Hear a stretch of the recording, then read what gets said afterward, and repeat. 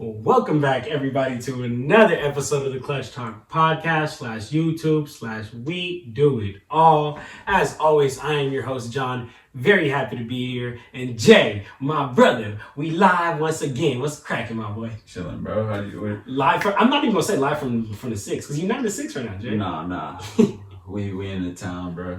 we in the 925. We in the Bay. We in the 510. 510, my fault. You're right. I grew up in the East Bay. Yeah. But we in the 510. Back, glad to be back. Happy to be back. But yeah. Yeah, Jay. Hey, get into it, man. Let's get into it, Jay. This is live and direct. Jay. So this is our weekly recap. Those of y'all that been following the channel for some time, y'all already know what's up, man. So let's get into it quick, Jay. First news that we got here, I want to get into some NBA news, and I definitely have to add this in here. You got the Dub Nations, Jay. Dub Nations, unfortunately, Curry goes down 2 weeks with a sprained ligament in his left foot. I want to talk to you, Jay. Is there any concern about the Warriors, at this point? Is there any concern with Curry going down with 2 weeks? Roster, all of that. Just talk to me about how you feel about that. And then after, I definitely want to get your take on that Marcus Smart dive, because that's been a controversial topic throughout the league right now. Like, some people have said it's clean, some people said it's dirty. Yeah. So I want to hear what you feel about that, Jay. First of all, about Curry being out for 2 weeks. Obviously, it's gonna be it's tough because number one, obviously, you just got Draymond back after his extended absence. You've got Clay back after 2 years. And then Wiseman was supposed to go back, but we found out earlier today that he's going to be out for the first few indefinitely. So with knee soreness after he was rehabbing his knee. So, I mean, it just looks like the Warriors can't stay healthy and can't catch a break right now. But they have, luckily for them, we've seen the emergence of somebody, and that's Jordan Poole. Welcome to the pool party. The pool party, and we've seen him playing the best basketball of his career.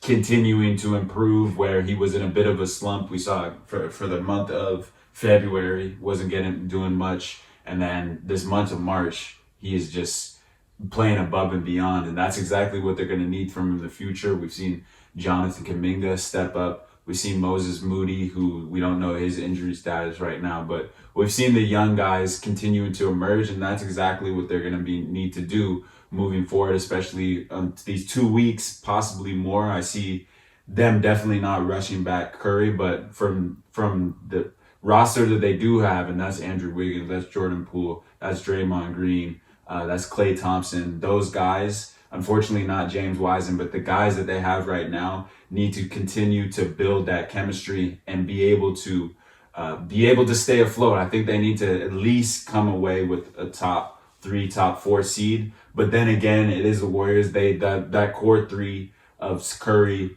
Draymond, and Clay have all been there before, including Coach Kerr. So they need to stay afloat, build that chemistry. It's obviously concerning with Stephen Curry obviously having ankle problems in the past, and that's the injury that he had. But let's talk about the injury.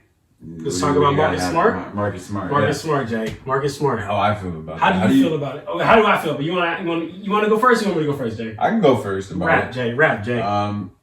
First of all, I feel like for the fans, we should play that and have that little clip, and so they can see it too.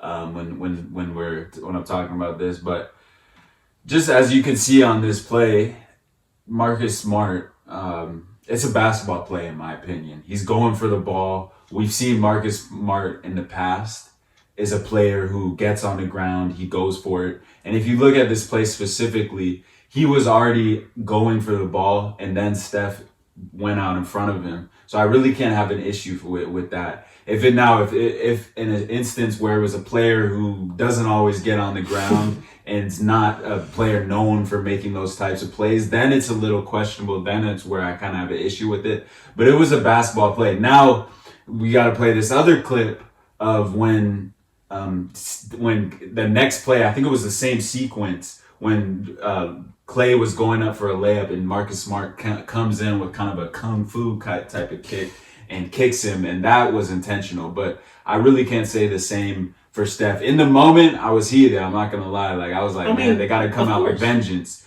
for Marcus Smart. But it was a basketball play at the end of the day, so I really can't have any issue with it.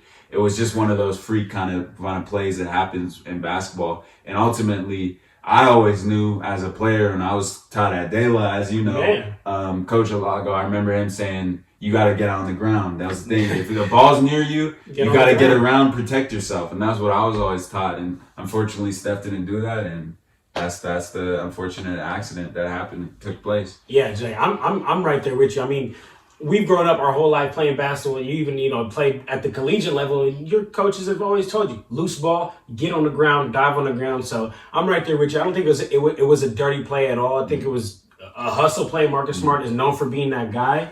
And I mean, I was listening to the No Dunks podcast. We shout out No Dunks. Yeah. And they were mentioning they were mentioning that Steve Kerr had an overreaction. Now I want to talk to you about that because while yes, I think he might have been hot at the moment, that's your star player. You know what I'm saying? You gotta act that way, right? I don't have any issue with that. Yeah, exactly. It's your star player. You gotta act that way. It's your star player. And this is all love to the No Dunks, but they were kind of getting on Steve Kerr, and I'm confused as to why. I mean, that's your star player. You want to be out there backing him up, right or wrong, no matter what. You know what I'm saying? Standing by your homie. So.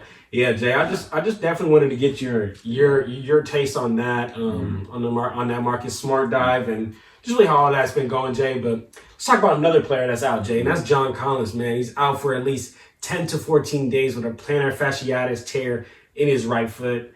In high school, I had plantar fasciitis as well. I didn't tear it though. I had plantar fasciitis as well, but I mean, I wasn't in the NBA, so it wasn't really as bad. Remember Kent the trainer? Yeah, he used to always give me. He used to give me the little rolling ball. He used to help me stretch my feet out. Yeah, Kent was cool. Kent was a boy. Kent was a GOAT, bro. He's been one of the best trainers I've ever had. Kent was throughout my throughout your career, for real. Yeah, man, he was legit. See, I didn't have the extensive like you, Jay. I didn't go to college, Jay. I didn't go to college like you, Jay. He was serious though. He was serious. All right. Yeah. So yes, John Collins out for 10 to 14 days with this plantar fasciitis tear.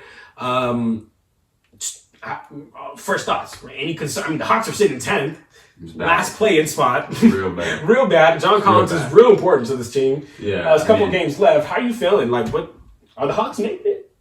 I really can't see the Hawks making it at this point. I think that's crazy.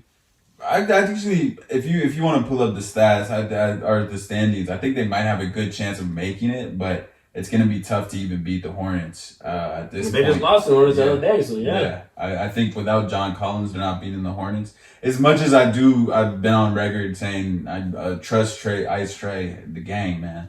I know what he can do in the playoffs. We've seen him lead his team to the Eastern Conference Finals last year, but I think without John Collins and his Robin out there, it's going to be tough to overcome. Man. And I think the Hawks are in for potential first round or first game exit there in playing game if the Hornets don't fold like they did against the Pacers last season. Jay, that's crazy, dog. Yeah. Let's and he's had a lot of injury issues too. And all the fans, just stop for a second and think about what Jay just said. The Hawks might get eliminated. They were in the freaking Eastern Conference Finals last year, Jay. That's crazy, dog. I don't know, man. I don't know how I feel about the Hawks. And I honestly, after seeing this year, I don't know how much respect I want to give them for last year. I kind of want to call them the Suns of last year, right? Suns of last year. In terms of what? In terms of everybody said the Suns got a cakewalk to the finals, and I mean, I don't say that. Well, Jay, because last year it's a fact. They didn't have to face teams at their strength. Not their fault. I'm not holding it against them, but I mean, we knew NBA knowledge and common knowledge was the Suns had an easier run to the finals because players in literally every single series were out. Right. And then when they did face a full team, they lost. I kind of want to call the Hawks that, dog, because this is embarrassing, bro. We're talking about the Eastern Conference Finals last year. Not even gonna make the play-in. Nah, I mean, from one year to another. Yeah, couple months. They've had a lot of uncertainty, a lot of injuries, and the battle through this season. But not making the playoffs after that kind of performance, making that kind of run is unacceptable. I mean, they brought all those guys back. They got rid of Cam Reddish to give Kevin Huerter, DeAndre Hunter more of a chance, more of a bigger role in their rotation. To not make the playoffs would be unexcusable. inexcusable for the Hawks. Especially- So I agree with you on that, but I just think it's kind of too early to say that. I think there's a lot of questions because they weren't too active at the deadline too. They could have got some help. They could have got whatever they needed to kind of solidify that rotation or whatever, but they trusted in their guys, and to still be sitting in 10th on the outside looking in, having to win 2 games potentially to get into the playoffs, which isn't looking good without John Collins in there. So It's it ain't looking too good. I gotta say that. It's not looking too it's icy. concerning. It's concerning. Nah, it's Not not too looking icy. But we have seen Ice Trey, but we've seen Trae Young put him on their back before, so I'm not gonna Man. count out the Hawks. Yeah, And I can't really trust what we've seen from the Hornets right that's now. true. I mean, can we? No, you're right. Can If we're looking After at that facts, performance, we're looking at actually. facts. You're right. If we're looking at facts, you're right. We cannot trust the Hornets after that meltdown they had, and I'm not gonna say I to be real with you, I can't say I trust Ice Trey yet. I can't say I trust Ice Trey yet. I say I can. Yeah. Okay. I say I can. Let us know. You let us know in the comments at home. Can you trust Ice Trey? He's been there. He's been there, done that. We seen what he did to New York. We seen what he did in the next round. I don't even remember who they played in the second round. They played in the second round. They play Philly, and you. They played Philly. Oh yeah, they played that Philly. that was the Yeah, series. no, that- we've seen what Trae Young's done. That's why we've you're seen like what that, Trae Jay. Young's done. No, That's you're why right. Jay loves it. And I gotta take that back. We've seen what the Hawks have done. I don't You're know, not Jay. trusting Ice Trey. I'm not after that? trusting Jay. I'm not trusting Jay. I've I don't seen. know. I can trust Jay. him enough. I Jay. can trust him enough. He's not even about to make a play-in situation, dog. Like, But his teammates haven't been stepping up. Like, let's be honest. Like, I'll put some of the weight on him as well. Like, you can't ever say a starter, a star, a superstar. What he is, he's a star. Maybe even potentially a superstar. But at this point, I can say I trust him. But his teammates got to step up too. And really, who's his next man up is John Collins. So Yeah. that's who you gotta have. And they don't have him.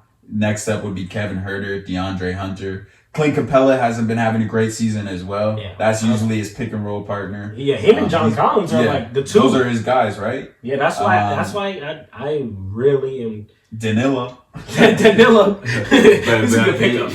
he's a solid pickup, and then Bogdanovic. But he's streaky. He's been playing. He's inconsistent. We'll have like a 27-point game, then like a 7-point game. Yeah, so they need those type of guys to step up if they want to make any noise in the playoffs, if they're able to get there. Man, Jay, that's crazy. All right, man. So let's keep it pushing, Jay. And you guys at home, let us know in the comments, or if you're listening on Apple Podcasts, let us know how you feeling about the Hawks, man, because that definitely is a controversial team, a tough situation, Jay. But let's talk about Thursday night, Jay. Thursday night, we saw Sadiq Bey score 51 points against the Magic. I mean, we were talking a little bit earlier off camera about this, how this is the eighth 50-point game of the month of March. This is the 17th 50-point game of the season. Right. This is ridiculous, Jay. And we even talked about this the other day. I said, is this like the best year? Is this the best year that we've seen? So I wanna get your take, Jay. Like, and I need it on wax though, like for sure. Like, this is the best year I have seen in basketball in the last 5 years, in the last 10 years, in the last whatever. Like, are you ready to say that? Because I am. This is the best year of basketball I've seen in a long time. Last 10 years. Whew. Or just that you remember. Recently, this is the best year in terms of. Just NBA. I honestly don't know who's gonna win the NBA championship. Man, there's like I think there's maybe 3-4 teams I could each see. conference. I could see Brooklyn winning the championship. I could see Milwaukee. I could see Philly winning the title. I don't know if I feel like I'm missing a team there in the East. Out the East? Yeah, I mean, you know how I feel about the Bulls, but you're not there. no, I'm not certain. not I could there. say those 3 teams off the top of my head: Milwaukee, Brooklyn, and Philly potentially winning the championship. In the Celtics not don't sold, have a chance. not sold on Heat, not sold on the Celtics, not sold on the Bulls, and then definitely not sold on like the Cavs or the Raptors or anything. And then in the West, obviously, I'm gonna say Golden State Suns, but do not sleep on the Memphis Grizzlies. They give me, who the Memphis Grizzlies remind me so much of? For a title, though, Jay?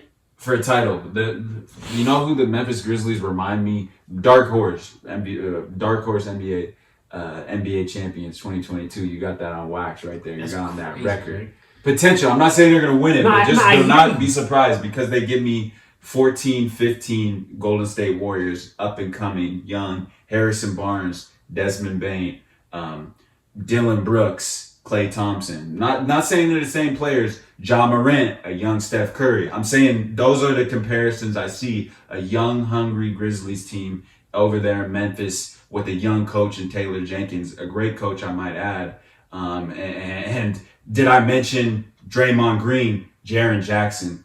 Do not sleep on the Memphis Grizzlies. Do not sleep on the Memphis Grizzlies. I'm not sleeping on the Memphis Grizzlies, but regular season first place, regular season second place, third place is different than being an NBA champ. Like, you gotta beat out. Like, I hear you, and I'm not disrespecting them, but I cannot sit here and tell you realistically that I think the Memphis Grizzlies have a chance in the 7-game series against the Suns. I don't think they have a chance in the 7-game series against the Warriors. I don't think they have a chance in the 7-game series against the Bucks.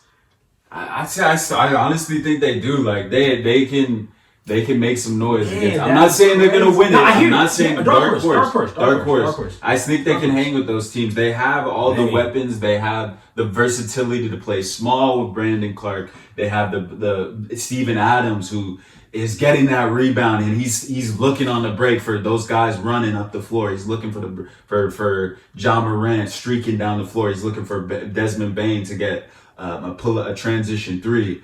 He's looking. They got that annoying, just gritty Dylan Brooks on the wing defender guarding your best player in his jersey the whole game, man. I just do not want to see the Memphis Grizzlies. Man, I'm a Warrior fan. I know as a Warrior fan, I don't want to see the Grizzlies. You see them that they did in the playing game. They got that experience. They won game. I heard Desmond Bain talking about winning game 1 on the road in Utah, and then how they made the adjustments, lost 4 games straight, and they remember that. They using that experience and that fuel going into this year's playoffs. And that's how I feel about the Memphis Grizzlies. I think they can mess with any team in a 7-game series, potentially. And I'm talking Phoenix, I'm talking Golden State, I'm not saying they might beat them, but they're one of those teams who could potentially go on a run. Because we've seen the freak stuff that happens in the playoffs, right? We see injuries, and they could be one of those opportunistic teams. Because they have the tools to do so and match up with really anyone in the league, in my opinion. So the Grizzlies aren't a 1-year wonder. They're going to be this good next year. I think they're going to be this good. Cool. I think they're going to continue to get better. Wow. It's Zaire Williams. They got young talent. I think they're going to get better. That's crazy, Jay. Man, I mean, and they love each other. That's part of it too. They got chemistry. That's a lot that goes into the equation. You can see out there, led by Ja, those guys love playing with each other. So that's a lot to be said too. They believe in that gritty culture. They're bought into that, and it means a lot building that culture. And it only can continue to improve. I bet the OG's hella happy. Like Zach Randolph, Tony Allen, Mike Conley. They got it lit right now. They were that great. They built it. They got it lit right now. All right, Jay. Well, look, Jay. I mean, you're not far. You're not. I think there's a lot of people out there that would agree with you in having the Memphis Grizzlies as a dark horse, Jay. So, hey, I feel you, man. But Jay, just real quick, I want to I talk about this because I mentioned to you the 851 games in the month of March, and I'm gonna list them off here, and I want you to tell me. I don't know if you got to watch every single one, or if you didn't, or whatever, or which to you is just the most impressive. Like, damn, or is your favorite? Impressive, favorite, however you're feeling. So we had LeBron James scored 56 points, 10 rebounds against the Warriors in 39 minutes. Jason Tatum scored 54 points, 5 rebounds against the Nets on 41 minutes. Kyrie Irving, 50 points, 6 assists against the Hornets on 39 minutes. LeBron, another 50 points, 7 rebounds against the Wizards in 36 minutes. Kevin Durant, 53, 9 assists against the Knicks in 43 minutes. Karl-Anthony Towns, 60 points, 17 rebounds against the Spurs in 36 minutes. Kyrie Irving, 60 ball, 6 rebounds against the Magic, 36 minutes. Sadiq Bey, 51, 9 rebounds against the Magic again. 39 minutes, Jay. Which one to you is like, dang? I mean, they're all damn, but like, which one to you is it? Or was your favorite to watch? Or favorite to watch? Enjoyed. I guess I mean, I can't say I enjoyed this one, but I think the most impressive was LeBron's against the Warriors because really he willed them to that victory. He didn't score 50, they lose that game by 20. He scores 30, they lose that game by 20. I think it was just the stage, the overall factor of him doing that. I think was that impressive to me, especially against a top team like the Warriors and everything like that. As much as it pains me to say, that was the most impressive I saw on that list. Out of the month of March. The month of March, yeah. To the circumstances and everything, and I look at maybe the cat. Yeah, I was like, that's what I was about to say. Cat was up there. Bro, that's cat was up there, but bro, 60 points in 36 minutes.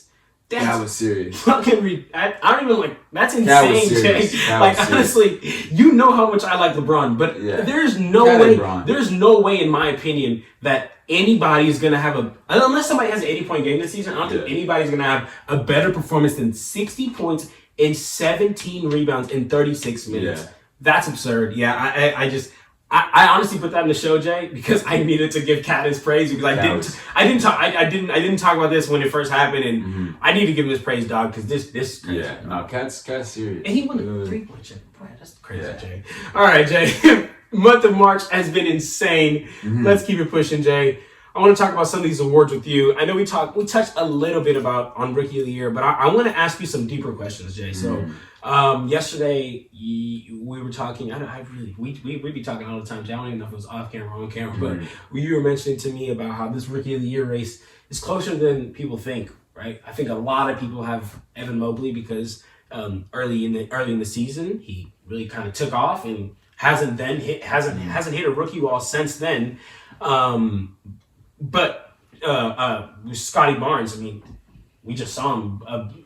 Give the Lakers so much trouble yesterday.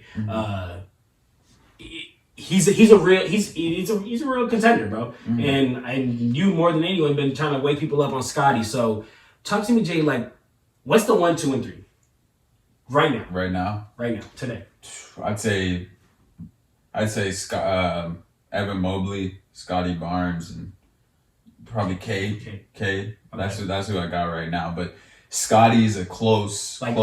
Are they playing musical chairs? Scotty and Evan, or no? They're playing musical chairs now, and I'm looking forward to seeing that match. Keep saying that. I'm looking forward to seeing them go up against each other next week, this upcoming Thursday, because I know that matchup's gonna be crazy and it's gonna have a lot of significance in between not only the playoff race but between the matchups, seeing them go up against each other once again. I don't know.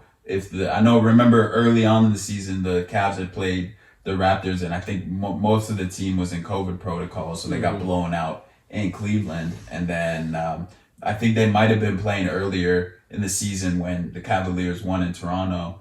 But that matchup's gonna be crazy, and maybe I'll make my decision on how I feel. But right now, I'll give Evan Mobley the edge. He had a big game, I believe, last night. Not sure about when we're recording on March 19th. Yeah. On this Saturday, I don't know. I know the Cavaliers played earlier, but I'm not sure how Ev played in that game. But overall body of work, I'm gonna give Evan Mobley the edge right now. But it's close. I don't think it's for sure sold. On Evan. So it's a 1 right now. There's a few more games to be played. About 10, 12. Left in the season. I think if Scotty Barnes ends the rest of the season on a huge streak, and what he did against the Lakers last night, despite losing, if he continues to have performances like that, there's a chance that he comes away with the Rookie of the Year too. So, but right now I'm gonna give Ev. You got that. You got that. Yeah, I have Evan. I have Evan. I know how you feel about Evan. You just got the Evan stand, man. And then I love watching Cavalier basketball. I'm my league pass squad. I'm really high on Evan. Yeah, I think it's clearly Evan. But I wanted to ask you this. You were mentioning some things about Scotty. He goes crazy at the end of the year and kind of gets a pull, but I mean, the Cavs are sitting in 6th at 41-30. The Raptors are sitting in 7th at 39-31. If the Raptors jump them, does that give it to Scotty? It depends how he's playing in those in the jumping. And like I said, it's going to be down the stretch. I think potentially that has a factor, right? We've seen OG out recently. He stepped into, solidified himself into the 3. Yeah, the star OG Anunoby. Shout out, Oko. Shout out my boy Oko, man. That's my boy. But he's a role player. But what's a tier? What's a tier? We need to explain. Listen, just explain. We need to give him some context. So our guy Oko, we love Oko. He's been on the pod. I know. Been on the pod. So basically, we're going back and forth. I'm texting him. Going back and forth with him. So I'm talking about OG Anunoby, and I said to him, "Yeah, he's a role player. Like he's a great role player." And then he's like, "Nah, a role player doesn't average 20 points a game." And I was like, first of all, he's not averaging 20 points a game. And then I said he's averaging 17, but he's like, nah, he's just a tier below a star. And I said, so a role player. He's a really good role player, right? Yeah, right. He's a really good role player. And we go back and forth, and then we go into the Clutch Chat group chat, and we're talking with the fellas. I asked John and I asked you and Junior about what is he? What is OG Anunoby? And the way I said compared him to was Andrew Wiggins to the Warriors. Like OG Anunoby is to the Raptors as a really good player, like a very important player. Very important player. But not the most important player. Nothing wrong with that. He's not the first option. We know that's either Fred VanVleet or Pascal Siakam on any given night. And then it's either Scotty Barnes, potentially even if Scotty Barnes is ahead of him. Maybe not this year, but there's a chance he could be on certain nights. And then it's OG Anunoby, which is a role player. So kind of a funny little story. Kind of a funny, all the background. A little loop that basically we get to OG's a role player, like I've been saying. Yeah, but basically he's a role player. But anyway, Jay. Yeah. we digress, Jay. We digress. So Jay, a little tangent. who will have the best career, Jay? That's a hard question. But who will have the best career? That's tough to say right now. That's very tough to say, but that's why you're part of the Clutch Talk family. Yeah. Early on, I'm gonna say, in terms of play skill set, overall skill set right now, I think Evan Mobley has the most potential over right Cade now. too. Like you can add Cade in there too if you want. Yeah, I'm gonna go with Evan Mobley just because at his size and the skills that he has right now, I think gives him a little bit of an edge over those guys because he's just raw talent right now, and he's developed too the way he's able to handle the ball at his size, his ability to shoot and stretch the floor. You can't teach 7 foot with that kind of wingspan, with that kind of athleticism, and he's only going to grow into his body more. He's 19 right now, 19, 18. He's going to continue to develop, and with that size, athleticism, I kind of give him the edge, but at the same time, Scotty Barnes and Cade Cunningham are going to be raw too. I think Cade Cunningham is going to be developed into his own, become a better scorer, more efficient scorer. We've already seen his ability to defend right now, and I think it's a perfect system to be cultivated in Detroit in the style that Dwayne Casey plays. And then Scotty Barnes is also playing under a great coach as well with Nick Nurse. So I think 3 of them are good and great positions to elevate their career. But right now I'm getting Evan Mobley with his toolbox and his set that he's got right now. So yeah, how you feeling? Yeah, I'm right there with you with Evan Mobley because not only like is he a 7-footer that can really guard 1 through 5, shoot, but he's also that's what the NBA prototype player is, right? Like that, that's what it is at this point. Back in the day, kind of before Curry changed the game, it was a 2 that can score, can get to the hoop, can dunk, and slide like a Vince Carter. That was the prototypical NBA player. But I feel like as the NBA is like switching and of course Curry was huge to that, and now everybody wants to shoot. And now the bigs are shooting, you know what I'm saying? It's not even just the guards. Now the bigs are shooting, and that was just And that's exactly what Evan Mobley is. So I think he fits the mold of what the NBA players are supposed to look like. And honestly, with you, Jay, I think like more than anyone, like he could be the face of the league.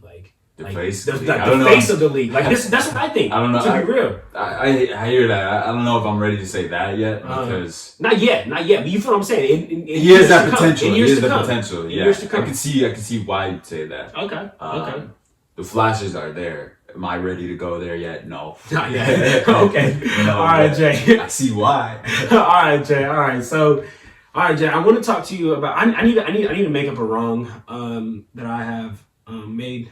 I've been talking about Coach of the Year. We've been talking about Coach of the Year, and I kind of. I'll be honest. You know, I'm just gonna. This is a full moment of transparency.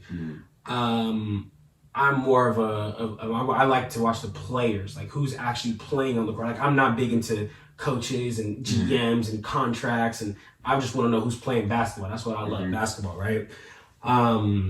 So I kind of just fell into the crowd of saying, yeah, JB Bickerstaff, yeah, Taylor Jenkins, yeah, wow, they improved so much, right? But then I kind of thought to myself, like, and it was really last night when I had the first real like conversation with myself about it, and it was, why am I rewarding improvement versus rewarding winning? Just straight up winning, dog. Like I was thinking about it. The Monty Williams has been dealing with this whole Robert Sarver situation, this whole investigation or whatever, right? Has still pulled off the number 1 record in the league by far, the number 3 defense in the league, number 4 offense in the league, and then according to NBA.com, but not Basketball Reference, that's why I had to say according to NBA.com, they're number one net rating team. According to Basketball Reference, they're number 2. But I just think it's crazy. Like among the craziness, like they pull off this insane season among everybody doubting them. Me, the first one. Like I'll be honest, me, the first one. They pull it off, bro, and I just think that like that needs to be rewarded. And I wasn't rewarding that because I was just more kind of falling into the crowd and just listening kind of what everybody was saying. And I'm not saying they're not deserving, JB and Taylor, but not more than Monty, in my opinion. So I need to right or wrong with mine, and I need to tell everyone out here that Monty Williams is the Coach of the Year, in my opinion. Okay. Yeah. Are you still on JB and Taylor or what? No, I'm with Monty Williams right now. You with Monty? And winning. I think he was deserving. Should have been the Coach of the Year last year. This year, you definitely got to give him. I think he should have won it over Tom Thibodeau. But yeah, winning, what he's done, all the distractions like you mentioned off the court last year, the injury of Chris Paul, and they're still staying afloat and far ahead of the pack in the West right now. And I think that they're just going to continue to win, and he's a huge part of that culture of what they've built there in Phoenix. They got to reward that. It'd be almost criminal if he doesn't win it after getting robbed of it last year. And I believe the coaches voted him. He won the coaches vote for the Coach of the Year. There's a separate, I think, title, and he did win that. So Monty Williams got to be the Coach of the Year this year. Shout out Monty, man. Great guy. Great guy. Yeah. All right, Jay. Defensive Player of the Year, Jay. So, let's talk about this. I feel like every year is a clear cut. It's, wow, Rudy Gobert's been so dominant. Draymond Green's been so dominant. You could even stretch as far as go Miles Turner is so dominant. But to be honest with you, the Jazz are the 9th ranked defense right now in the league. In my opinion, can be Defensive Player of the Year. Draymond Green ain't playing enough games this year. Can be Defensive Player of the Year. Miles Turner, okay, what's going on with Miles Turner? And that's why I think, Jay, it might be a guard this year. It might be a guard, and it could be a Patrick Beverly, it could be a Marcus Smart. I know it sounds crazy, Jay, but it even could be a GP the second. No.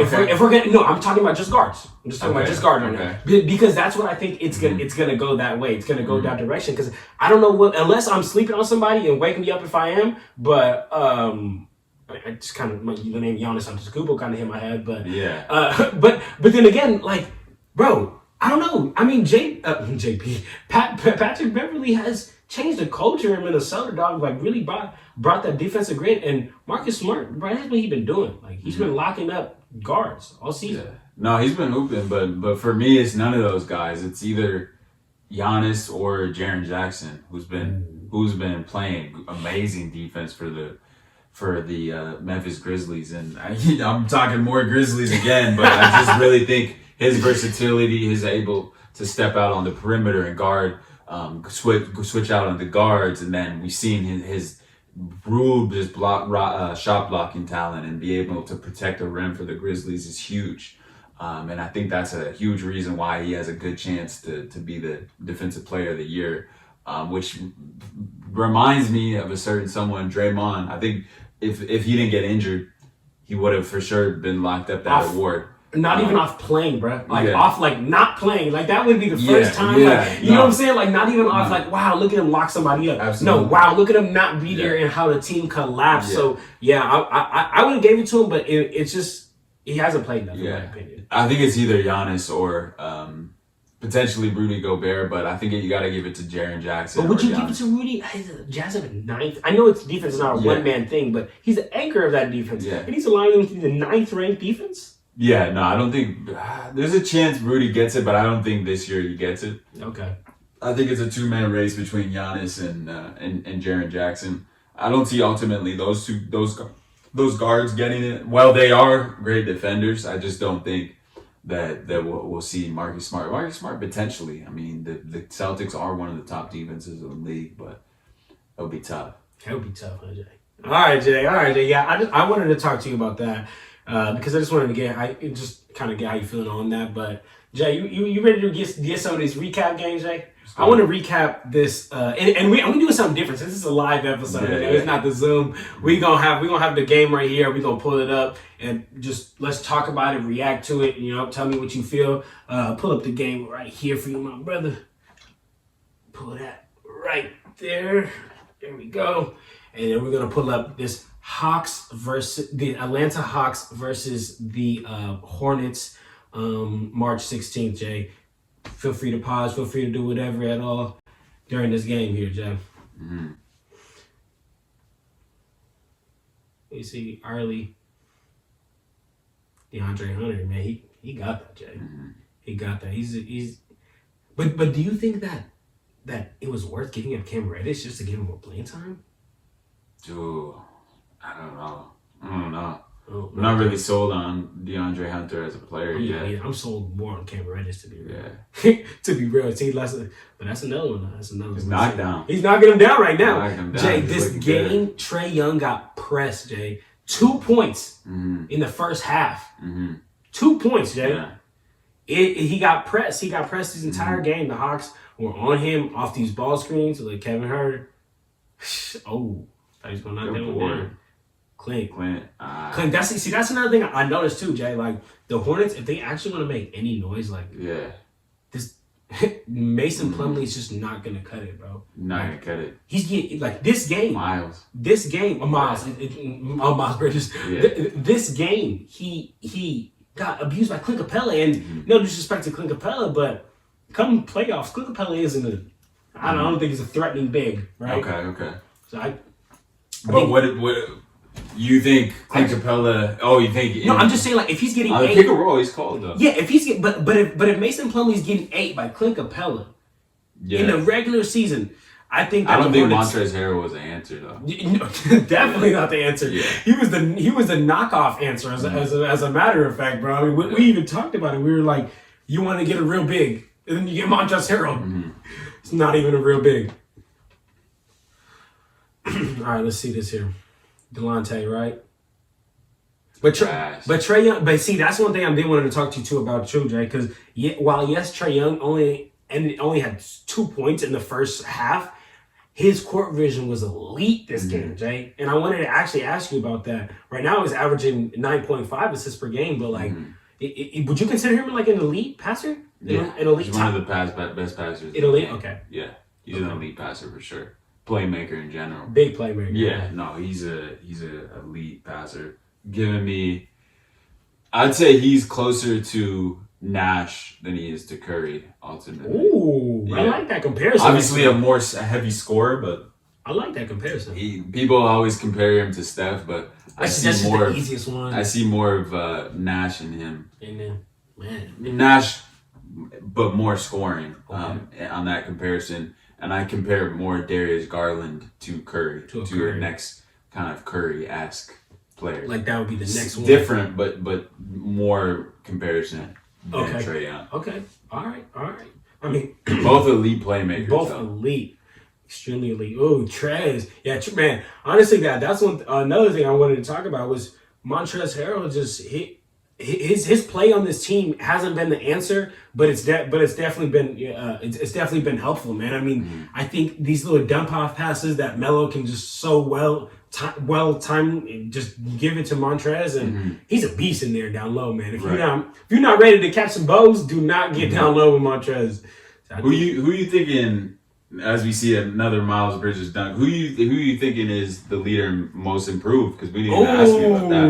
Most improved, Jay. So I thought about, to be real with you, giving it to John Morant because he did. He had an insane improvement. Right. He had an insane improvement. But I think that where John Morant is at, he's surpassed MIP in my opinion. If that even makes sense, like in my opinion, you might as well put him in MVP candidacy if you're gonna if that's what you're gonna talk about. I think his teammate actually should be MIP. That's Desmond Bane, man. I mean, Desmond Bane has came up ridiculous. I mean, he's now. That was a great pass. He's now really producing for this team, dog. Like he's a consistent scorer on every single night, and he hustled, man. He clawed for every inch he has on that team. So for MIP, I'd probably lean to Desmond. But what about you, Jay? How you feeling? I think Miles Bridges got a good chance. Miles Bridges got a good chance. The way he's been playing this whole season and doing it, but I think Desmond Bane for real has a serious chance because of how well the team is doing as well. Because we look at the whole body of work, right, and how he's on a contender and just totally changes. He's part of the reason they've been so successful with Dylan Brooks out. They needed a man to step up, and he just did exactly like that. But I think those are two great candidates. But right now, I'll give the edge to Desmond Bane. Just because of the drastic improvement he had. Miles Bridges was doing a little bit of this, had flashes, especially to end the season last year. He went on a huge run. We're playing elite basketball, so. I'll give Bane the edge right now. You give Bane the edge for this time, Jay? But any other season, I feel like Miles Bridges is the guy for that award. For that, man. That's crazy. What I thought you were going to ask me was, whose team is this? Miles Bridges or LaMelo's? Dude. That's what I thought you were going to ask me, because I actually had that written in the show notes, so I could ask you that. Really? That's who you I think it's LaMelo's. You think it's LaMelo's? LaMelo's team. But they don't do what they do without Miles. Yeah, I mean, Miles is an extremely important piece to them in terms of what he does. He can pretty much do anything on the floor. He can score, he can rebound, he can play make as well. But this is LaMelo's team. This is LaMelo's team? In terms of the leader they look to, and obviously Terry Rozier is kind of a seasoned vet on that team, but this is LaMelo's team. Okay, all right. LaMelo's team. And because to be real with you, like as I was watching this game, that kind of like did hit me. It's like, wait, like. You think it's Miles Bridges' team? I think it's LaMelo's team, but I don't think it's as clear as, at least that I thought. Really? Like I thought it was like, to be honest with you, I was like, man, like this is like all Melo's team. Like Melo's gonna be future of this, future of that. But like, Melo get a cut? I'm not sure. Did Melo? Yeah. I said Carmelo. Yeah, he got a cut. And don't he look bigger, bro? Bro, I swear to you, he looked bigger, bro. I don't know what it is, bro, but I swear to you. After you got the cut. Melo looks bigger, bro. Melo looks bigger out there. Like bigger, you mean? Like bigger, he got as big, in like he got like a little bulkier, bro. Okay. His shoulders got a little wider. That's how I feel. I don't know if I'm tripping or maybe. Ooh. You go full screen. Oh yeah. There you go. Man, I can't even pronounce that dude's name, Jay. Neko Kongu? Neko I think that's what he said. This was a tight game. I mean, look, we are here in the fourth for 8 minutes left, 3-minute game. Trae Young. He's an elite float game. He's an elite float game. He's probably the best probably the best floaters in the game. Over your boy over there in the land? It's pretty damn close. Pretty damn close compared. Oh, yeah.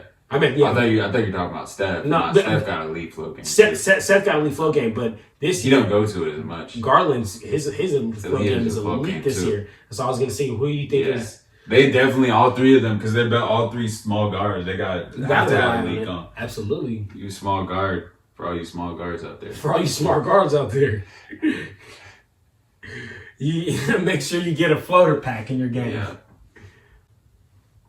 But another thing that I did want to bring up, Jay, that's another thing, Jay, is the Hawks had they really had to have good ball movement because Trae Young just was kind of non-existent on the offensive end. I believe he ended the game with like 8 points or something like that. And this is, I mean, the Hawks thrive off Trae Young's game. So like, man, It's tough to win when your guy has 8 points. Yeah, especially when your guy that you go to, your go-to guy. Here you go, yeah. Like PJ Washington, PJ Washington need a little more respect, I think.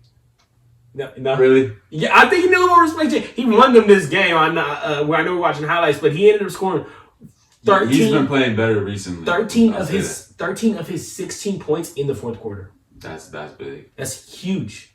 Bridges, see, there you go, playmaking. Finding an open guy. He's very extremely unselfish. Man, that was a good game. That was a big win. That was a big win, and especially when you think about the fact that now the Hawks are sitting in 10th, and the Hornets were able to pass them up, Jay. But and a big confidence building win. Huge confidence building. Because you know you're going to see them potentially in that playing game. Big, Jay, man. So I mean, shout out to Hornets, Jay. But what game you got for us to look at, Jay? I got that.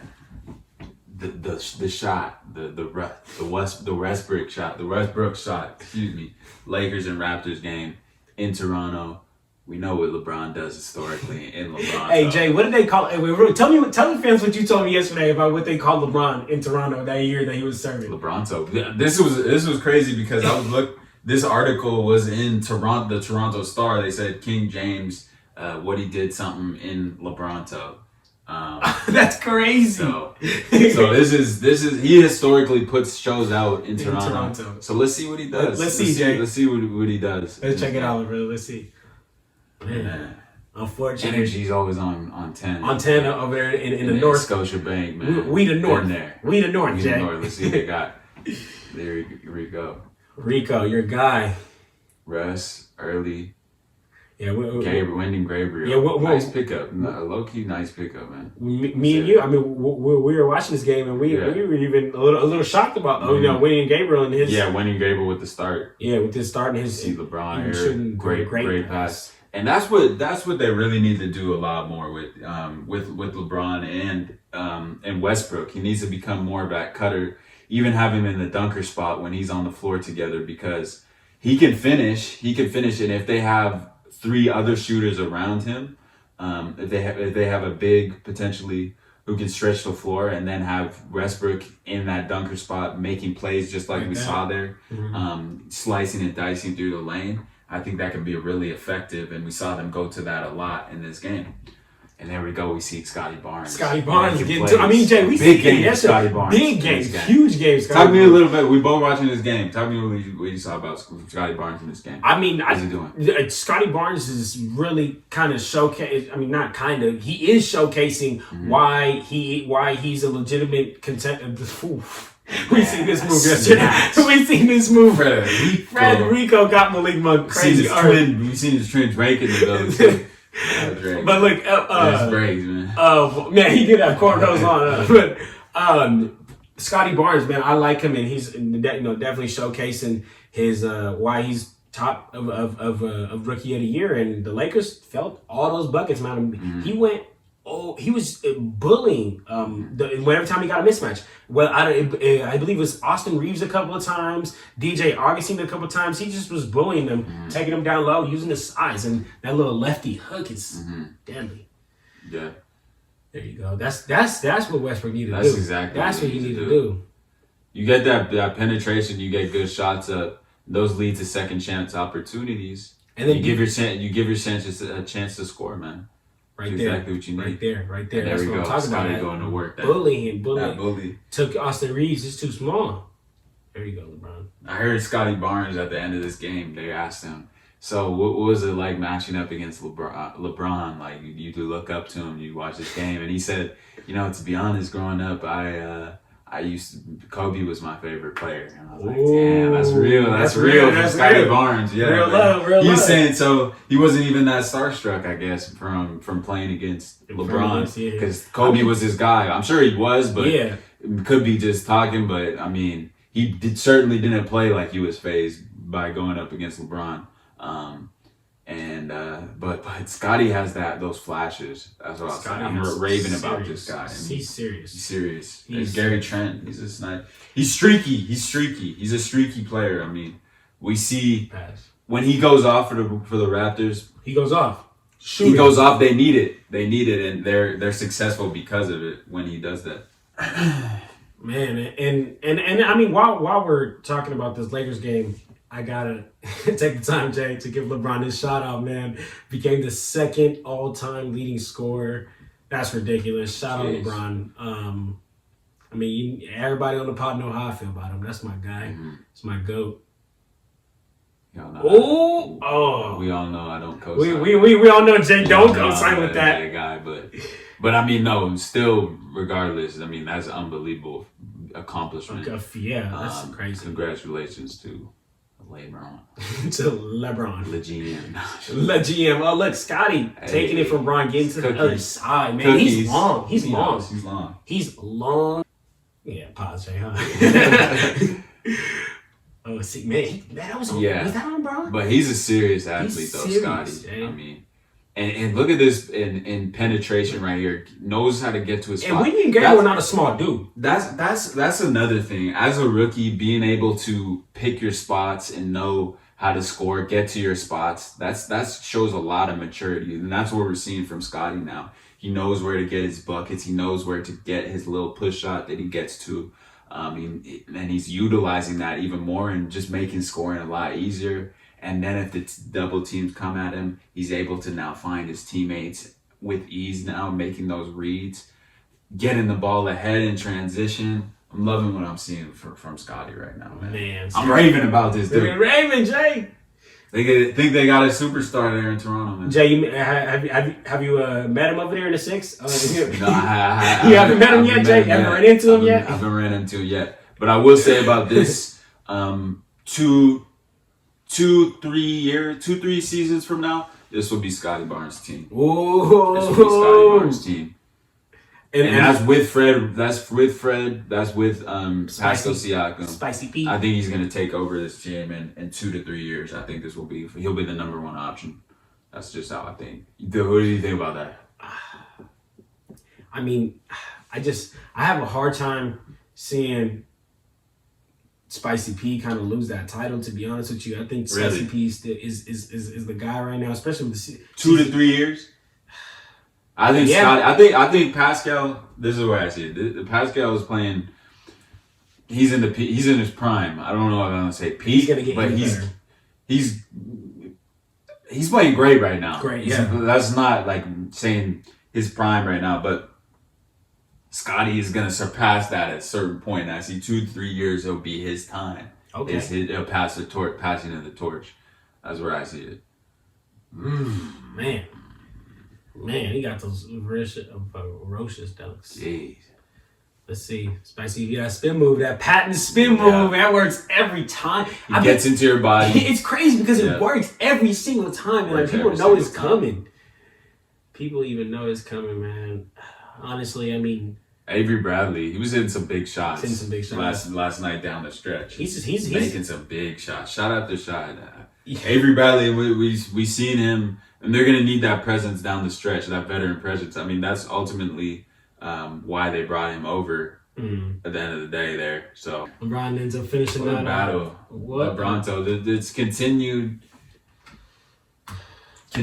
thing. We just see that it's his city, but a valiant effort there on the road. You definitely needed that if you're the Lakers. I know they lost tonight against Washington, but still you need those wins down the stretch. Stay afloat, get some wins potentially. If you can get the 9th seed, you want that to have that game in LA, and then obviously you're going to go on the road 7 to 9. At this point, I think it would be hard to get either the 7th or 8th seed, but you want to get that 9th seed, and wins like that down the stretch, gutty performances. Hopefully, Russ can build on that. A little confidence. I know he's feeling it, and we talked about his mental errors. Yeah. That he has. They're uncharacteristic, just bad turnovers, throwing it into the stands. That's mental at a certain point. That's not anything to do with aging, anything layups that we've seen him hit before. He's not making them. So we don't condone the death threats and all that. We don't say that, but fans getting on you about your performance, that's warranted. These people are paying to sit in seats. They're paying. You're there to entertain. You're a professional basketball player, so that's warranted. Russ can't let that get to him, but he did come up here big in Toronto in this game, and the Lakers were able to pull it out. That was a big win on the road in Toronto. That was a big win. Yeah, more than anything, I think just the confidence booster for Westbrook. Yeah, which is great for him, Jay. But all right, my brother, you got any last topics you want to touch on here before we wrap it up here? Nothing, man. Nothing, Jay. It's beautiful being back in the Bay. Man, we got Jay back in the Bay for a week, man. So that was fun times, man. So hey, guys, for those of you guys that are on YouTube, you guys got a special treat because you guys got this live episode, and we just here in person kicking it. I know the quality is different. The quality just be hitting different in person. Right. So I know for the podcast people, I know y'all happy about that too, man. So besides that, man, I really don't got nothing to say, Jay. Keep showing us love. Yeah. Subscribe, comment, let us know. YouTube, give us 5 stars. Apple yes, sir. Podcast, wherever you get your podcasts at, man. Give us a comment, subscribe on YouTube. Let us know. Leave us a like. Let us know. Let us know what y'all want, man. That's it. All right, man. We out, y'all. That's it. We out here, y'all. Clutch Talk out. Peace.